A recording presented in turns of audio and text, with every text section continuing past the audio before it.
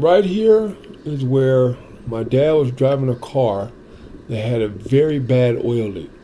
This is why you should always fix your oil. This is why you should always fix an oil leak, because it can lead to a catastrophic car fire. Luckily, my dad did not get hurt, and there were no cars around. Wasn't parked in a parking structure. Wasn't parked in the garage, so no one got hurt.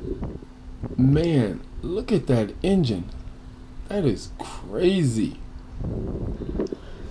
As my dad was driving, he said the instrument panel went crazy. All the lights were flickering on. He saw smoke coming out from under the car. He pulled over into a parking lot and he parked away from everyone, opened the hood, and it was engulfed in flames. Ran inside, got a fire extinguisher, and by that time it was too late and the fire department was called.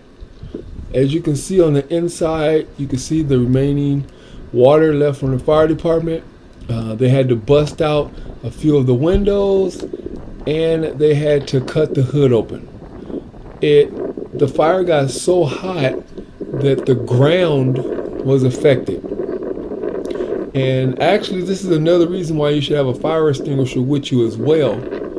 But this is what will happen if you have a bad oil leak.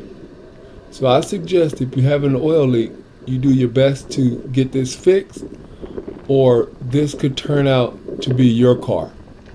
Luckily, again, no one was hurt, but this could have turned out completely different. So if you have any questions, feel free to ask. You guys have a good one.